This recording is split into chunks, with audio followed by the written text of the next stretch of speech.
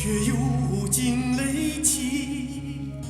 长夜落日山河灼，你在缥缈云里花里，你在缥缈云里花里。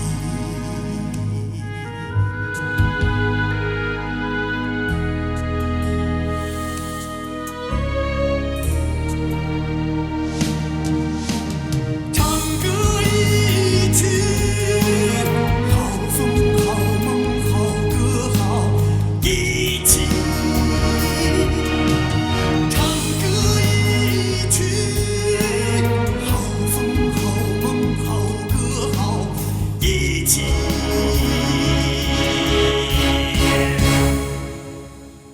唱歌一曲。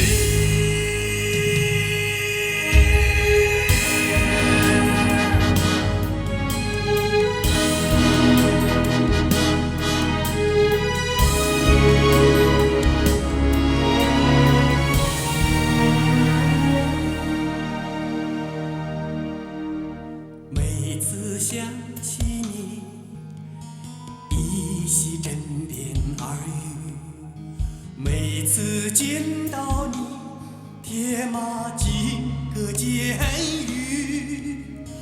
荡气回肠千山外，悠悠在我心里梦里，悠悠在我心里梦里。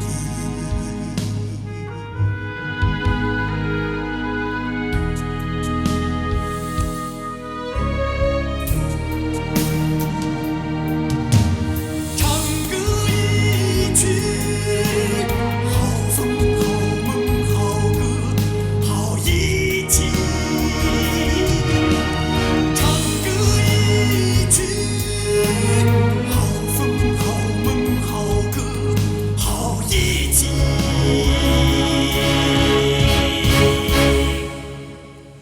唱歌一曲。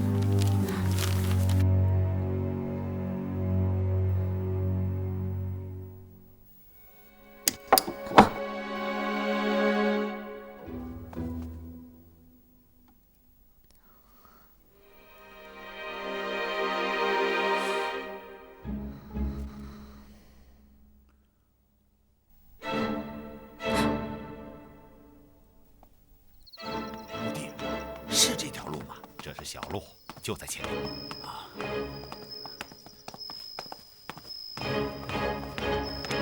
到了，就是这儿。哎呦，嘿，薛侯爷，是您老人家呀！快请进。走。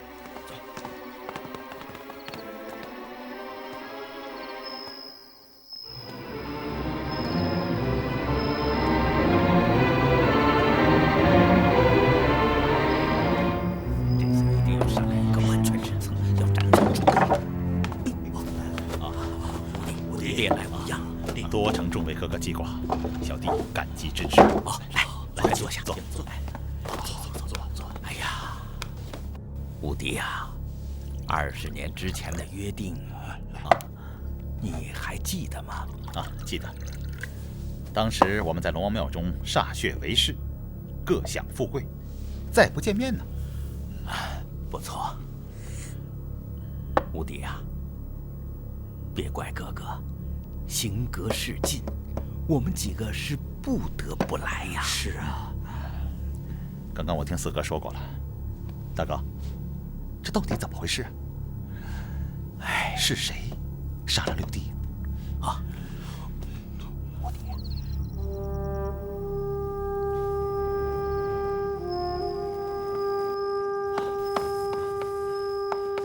刺史大人，卑职武平县令林永忠叩见刺史大人。林县令，请起，快请起。卑职不知大人驾到，勿言迎雅，望大人恕卑职不公之罪。是本州来的唐突，怎能怪罪林县令？不必多礼了。谢大人。刺史大人银夜驾临卑职治所，不知有何训教啊？林县令，你这武平县中有一位姓狄的老先生，你可知道他住在哪里？姓狄？此人身材魁梧，极有威严。哦，大人，我知道这位老先生，今天我们还在一起。哦，太好了，你立刻引我前去。怎么，大人要见他？正是。哦，大人乃封疆之臣，怎能劳动？这样吧，便由卑职前去，将那位老人家请到县衙相见便是了。啊，不可，本州定要亲自前去。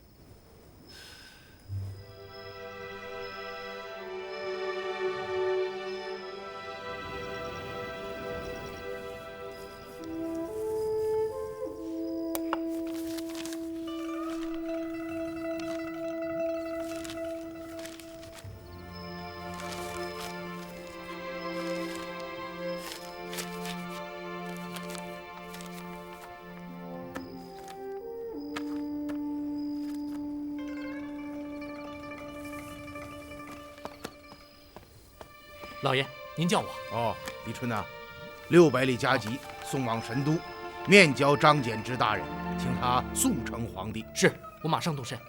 哦啊，记住，要快去快回。老爷放心。嗯。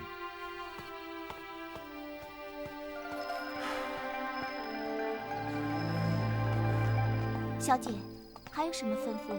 哦，对了，你将我的衣物多拿一些给锦娘。她缺什么，你立刻告诉我，一定要照顾好她。你去吧。是。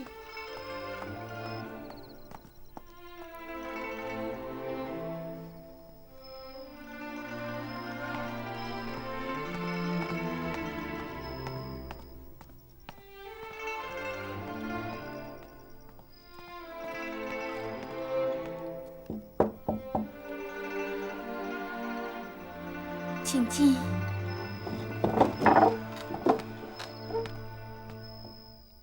锦娘，如燕姐，锦娘，怎么这么晚了还不休息啊？睡不着。是不是住这房子不太习惯？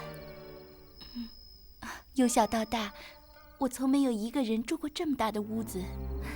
那要不要我来陪你？不用了。需要什么就叫我，我就住在你旁边啊。如燕姐，你真好。好了，小美人儿，不说了，早点休息吧。我走了。我送你。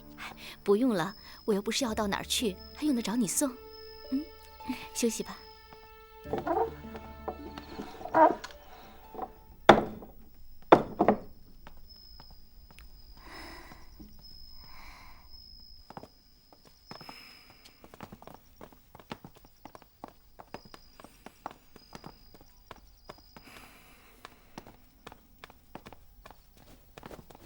叔父。哦叔父，如燕呐，锦娘安顿好了吗？我将她安排在后边的东厢房了，离我近一点。她刚刚失去亲人，无依无靠，孤苦伶仃，可怜呐。一定要照顾好他啊。您就放心吧。叔父，您发现没有，锦娘这孩子似乎有些奇怪。哦，她小小年纪，却总是显得心事重重，好像心里藏了什么事情。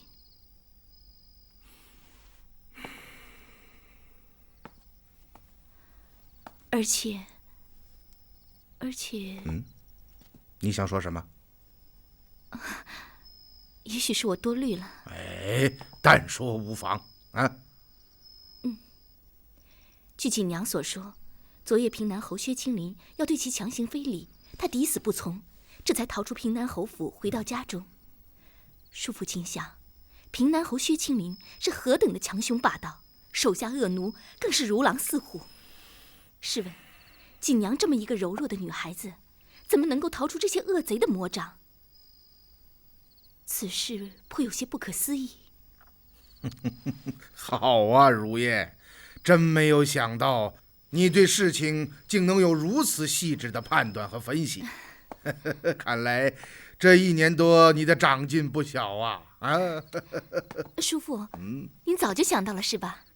是啊，你进门之前，我正在思考这个问题，这不过是诸多疑问中的一个。您是说还有其他的？刚刚你的问题提得好啊，这样，我也给你提个问题。叔父请讲。我们姑且这样说，锦娘是由于一个侥幸的原因，这才能够逃出薛青林和恶奴们的魔掌。那么，在她逃出平南侯府以后，第一个选择会是奔向哪里呢？第一个选择？我换一种问法，如果你是锦娘，侥幸逃出侯府以后会去哪儿呢？不要思考，说你直接的想法。我会跑到深山里藏起来，让侯府的人找不到我，等事情平静了再回家。非常正确，这就是第一选择。可是锦娘呢？她选择了逃回家中。是啊，据她所说，自己逃离侯府以后，便直接回到了小蒲村的家中。正是。这难道不是一种最不合理的举动吗？如燕，我再给你提个问题，还要你直接的想法。如果你是薛青林手下的恶奴，奉命去抓捕锦娘，第一个要去的地方会是哪里？当然是到锦娘家中。为什么？因为我并不知锦娘逃到了哪里，所以只能先到她的家中，守住其家，挟持其父。一旦锦娘露面，即行抓捕。非常好。这一带一长，就是逃亡之人和抓捕之人截然不同的想法。因此，逃亡之人的第一选择绝不是回家，而是像你刚刚所说的那样，先找个地方藏匿起来，等风头过后再偷偷潜回探望。不错。再有，逃回家中不但自己无法脱身，还会为老妇带来无穷的灾祸。我想锦娘绝不可能没有想到这一点。那么她为什么要做此有悖常理之事呢？这一点确实很奇怪。此其怪一也。其二，据她所说，当天夜里恶奴们便追到她的家中，将她强行抓走，是这样吗？正是。那么这里边便产生了2个疑问。第一，便是你刚刚提出的那个问题，他是怎样第2次从恶奴们手中逃脱的？如果说他逃出侯府是侥幸所致，那么这第2次逃走就绝不可能再是侥幸。不错。第2，他所说的从时间到空间上都有差距。今天我们在江边救人已是4时左右，如果说锦娘是夜里逃脱了恶奴们的掌握，怎么会在第2天4时才跑到江边？如此算来，她岂不是跑了3、4个时辰？武平是个临江的县城，从小蒲村到江边，步行连半个时辰都用不了。他怎么会跑了这么长的时间呢？而且不要说人，就是马，如此连续的奔跑也会累垮的。这一点我倒是没有想到。如燕啊，你说的很对，金娘这个小丫头不简单呐，她的身上定然隐藏着什么秘密。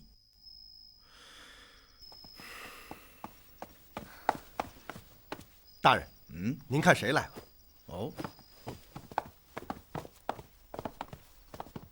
哎呀，原来是你们呐！老先生，温大人，如燕姑娘，你怎么来了？学生温开叩见先生。一别半年，先生身体轻健，是开之幸，江州之幸。好了好了，快起来，快起来啊！贤妻呀，你怎么有空到武平来探望老夫啊？先生学究天人，学生此行一来是探望先生，二来是有事求教。哦，这位林县令就不需学生介绍了。我和永忠那是忘年之交啊！今日我二人便联手杀了杀那奸侯薛青林的嚣张气焰啊！是。实不相瞒，武平县令黄文岳与平南侯薛青林沆瀣一气，为害一方。此事学生早有耳闻，学生也曾多次向吏部奏呈，然均如泥牛入海。此次黄文岳卸任，候补县令中竟然没有一个愿意前来武平任职。确实为何？一来因武平地处偏僻，二来平南侯薛青林凶狠强横，大家心有所忌。只有这位林县令胆色过人，他本为归绥县令，却宁愿放弃富庶之地，前来武平整治吏治民生，实为可敬啊。庸忠者忠正耿直，嫉恶如仇，实为关中上品呐！文开啊，我为你江州还有这样的官吏感到自豪，更感到欣慰呀！老人家谬赞，永忠愧不敢当。林县令，先生平时极少许人，这几句话可以说是对你的最大鼓励了。永忠惭愧。林县令，有些事我要和先生单独谈谈，你先回去吧。是。远方如燕啊，替我送送林县令啊！林县令，请。贤妻啊，我们二堂叙话。是。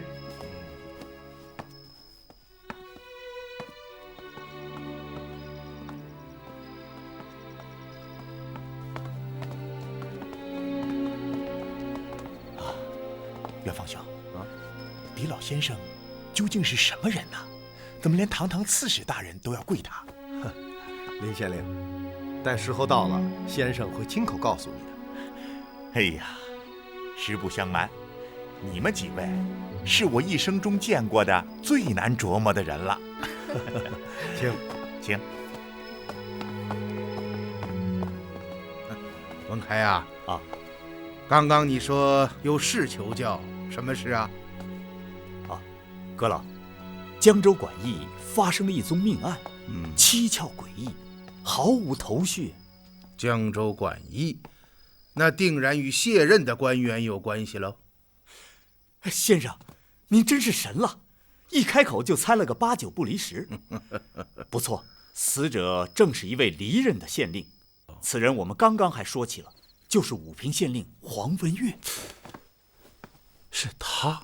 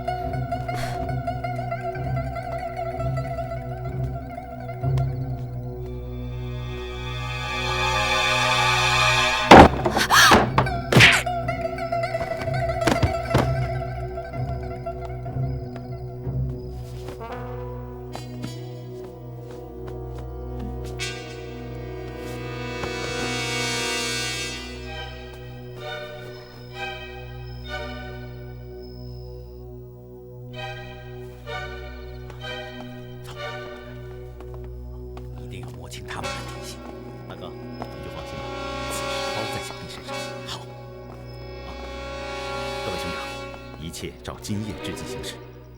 那就这样了，全靠武帝了。好，那我就告辞了，请大家小心，散了吧。走走。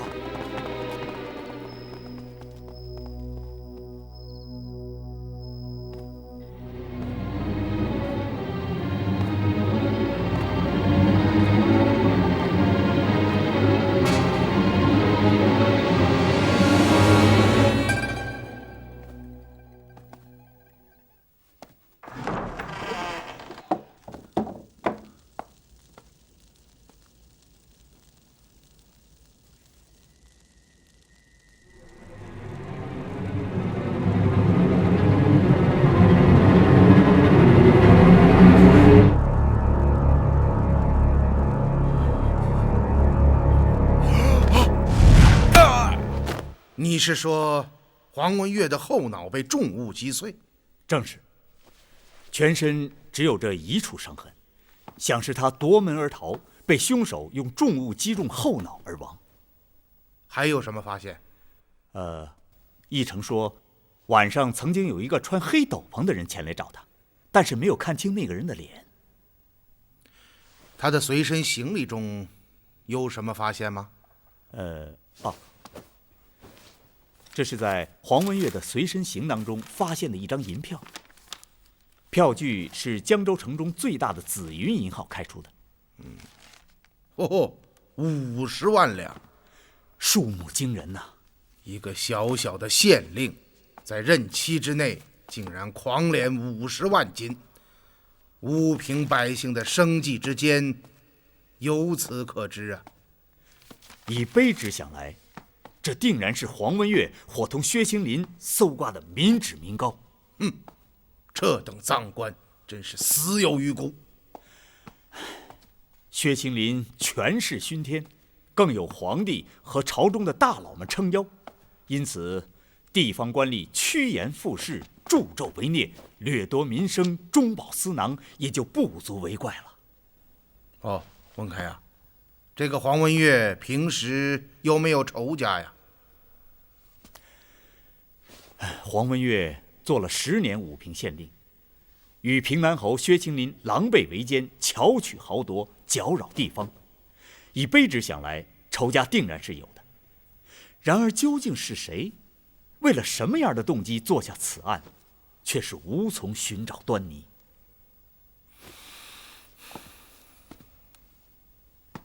薛青林，阁老，您想到了什么？黄文月与薛青林的关系如此密切，也许从薛青林的身上可以找到一些端倪。文开啊，这个黄文月是什么出身呢？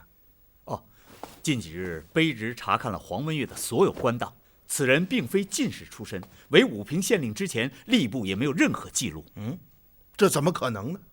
他是20年前黄国公李矮谋逆案后，由一介布衣执着为7品县令的。黄国公案，正是。阁老，这与黄文月的死有关系吗？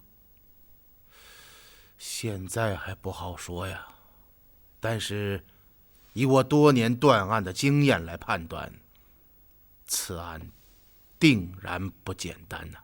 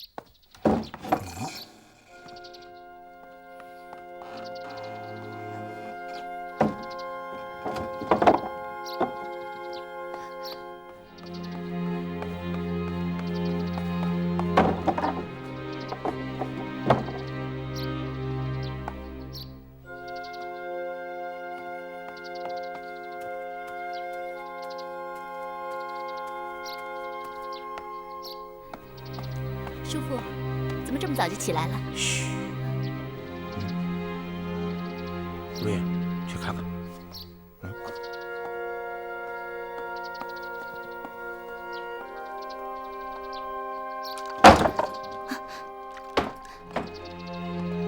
如燕姐，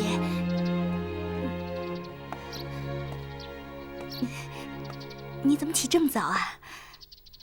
哟，你这是怎么了？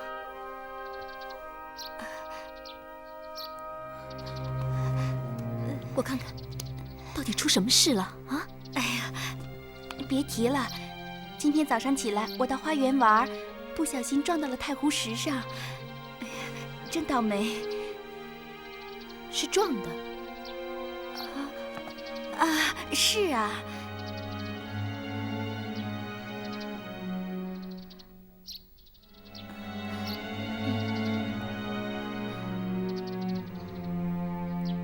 锦娘，你的身上怎么这么脏啊？刚才摔的呗。哦，以后小心点儿。如燕姐，你怎么起这么早啊？心里有事，睡不着。我也睡不着。好了，我让人再给你送2套衣服来吧。哎。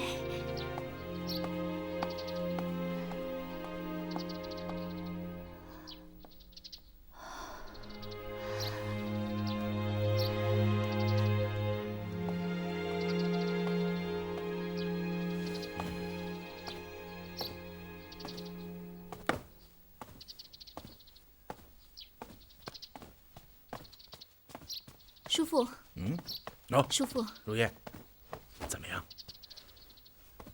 非常奇怪，他的脸颊和颈下有2处淤血，据他所说是撞在了太湖石上，但我看不像，那是被重击打所致。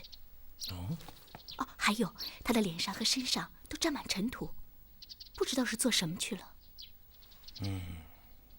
这个小丫头有些意思，我想她逃出侯府，定然还有别的原因。我也这么想。哎，你这个当姐姐的可要好好照顾啊！您就放心吧。记住，千万不要惊扰她。现在一切都是悬疑，还没有到收网的时候。我明白。阁老，阁老，如燕姑娘。温大人，叔父，那我先去了。好。阁老，怎么样？刺史大人昨晚休息的可好啊？多谢阁老，李将军安排的非常周到。自江州一别，你我也有半年未曾相见了啊。是啊，蛇令案后，卑职又迁江州刺史，与您天各一方。闲暇之时，追思在柳州和大凉山时的情景，心中甚为怀念。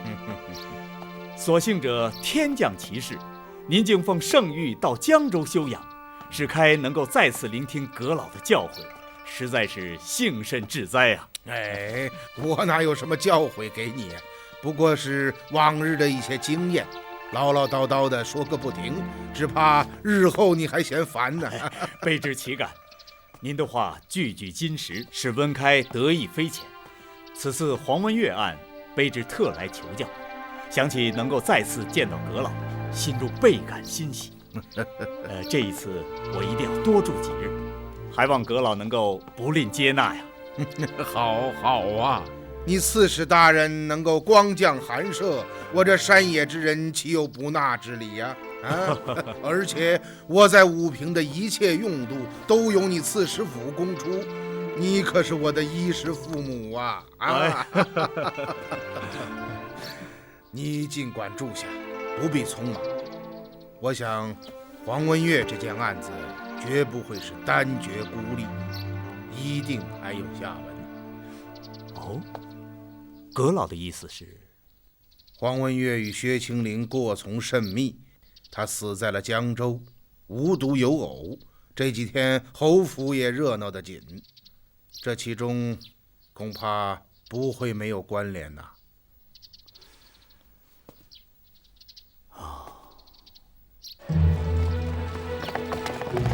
坐驾。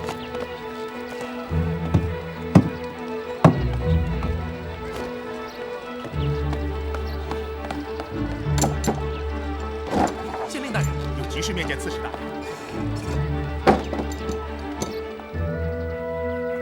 刺史大人，刺史大人，刺史大人，狄老先生，昨夜城中平阳客栈发生一宗命案，死者身份不明，但据店小二说，死者是从江州来的。卑职率人勘察现场啊，在死者身上找到了这个。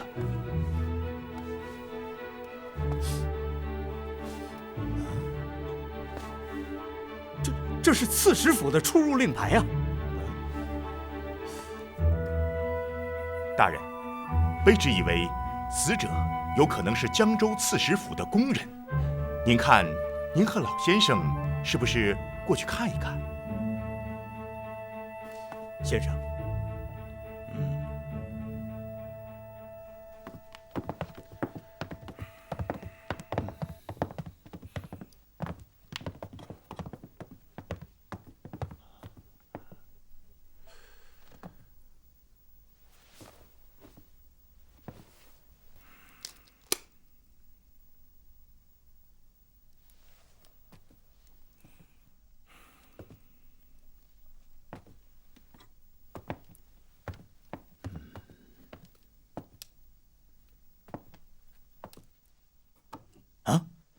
葛斌，怎么，你认识这个人？此人便是江州司马葛斌啊！他是司马大人。我说这死者怎么会有府衙的出入令牌？这到底是怎么回事？葛斌怎么会在武平？江州司马，官至4品，可以说是封疆大吏，竟会死在这小小的客栈之中，这内中的缘由耐人寻味啊！是啊，他是被钝器击中后脑而亡，与黄文岳一模一样。哦，是的，死者后脑被重物击碎，连伤口的形状都是一致的。文开、永忠啊，你们去把昨晚值夜的人找来。是。元芳，你来看看。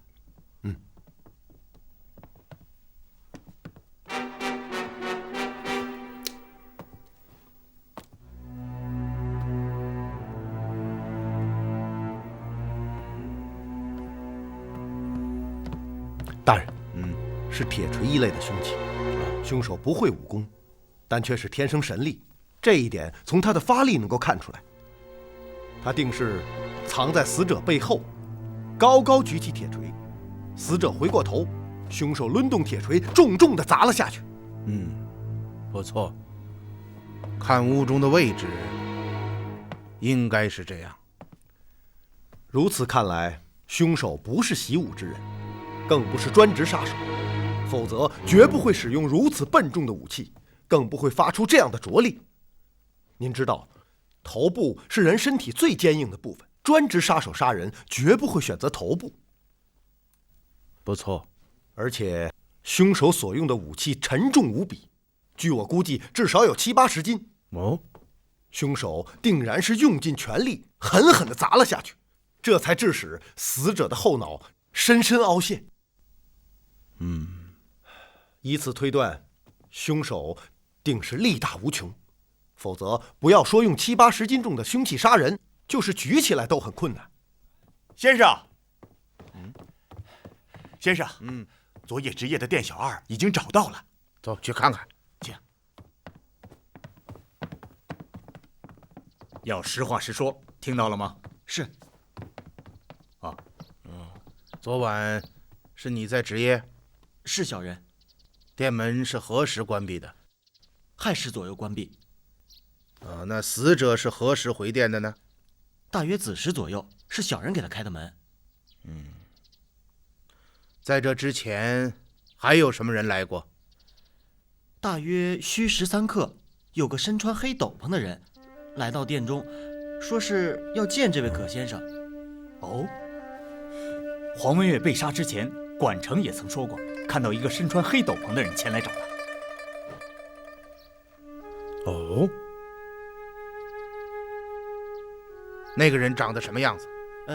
他身穿的斗篷风帽很长，看不清脸。小人告诉他葛先生没在，可他不相信。小人也没办法，只能带他上楼去看。房门锁着，他这才离开了。你是说他离开了？正是。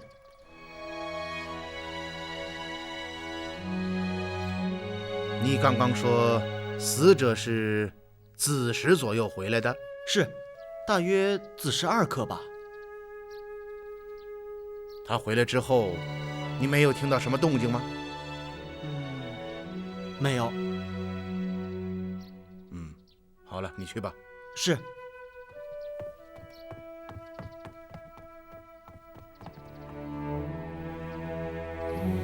昨天夜里，葛斌回到房中之后，凶手早已在屋内等候了。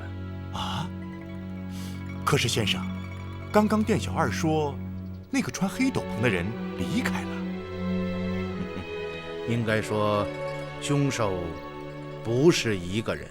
啊？什么？我想，事情应该是这样。呀，客官，您是住店还是找人？从江州来的葛先生住在哪个房间？天字第1号。葛先生现在不在啊。胡说！真的不在。除非我亲眼看见，否则你便是欺骗于我。好，我带您去他的房间，您跟我来。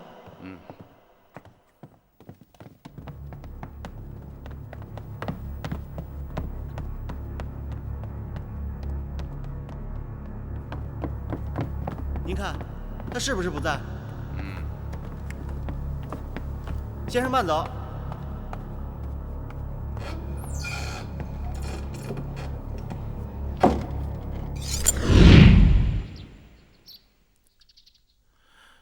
凶手演了这样一出双簧，使自己安然潜入了葛斌的房间，无懈可击。应该说，这是唯一一种解释。事情原来是这样。有道理，有道理。葛斌回到自己的房中，点燃桌上的风灯。这时候，黑斗篷从身后出现，以铁锤重击他的后脑，致其死命。先生，可是葛斌为什么要到武平来呢？当然是与黄文月之死有关，而且我敢断言，他一定是来找薛青林的。可是先生说黄文月与薛青林有着千丝万缕的联系，这一点可以肯定。可葛斌却不同，他并不认识薛青林啊。温开呀，结论不要下得太早。我可以这样告诉你，如果说黄文月之死是本案的开始，那么葛斌的死绝不意味着本案的结束。永忠啊，先生，你马上将县内的捕快撒出，遍查全城各家客栈、饭店，只要查到薛青林和葛斌的消息，马上回报。是。文开，在。你立刻命人回到江州，取来20年前所有的官档和集史，我想从那里面会找到一些我们想要的东西。是。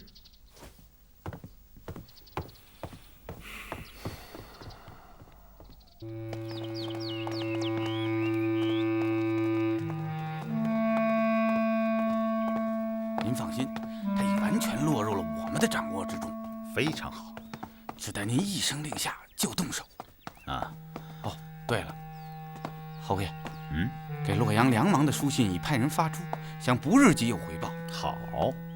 哎，姓狄的那边有什么动静？监视的弟兄们说，昨夜林永忠引着一个人到狄府去了。过了一会儿，林永忠回到县里，那个人就留在姓狄的家中。那锦娘呢？没有看见他出来。锦娘的事要尽快解决，否则大事不妙。张毅啊，我有一种不祥的预感。哦，什么预感？现在还说不好，只是心中有些忐忑不安呢。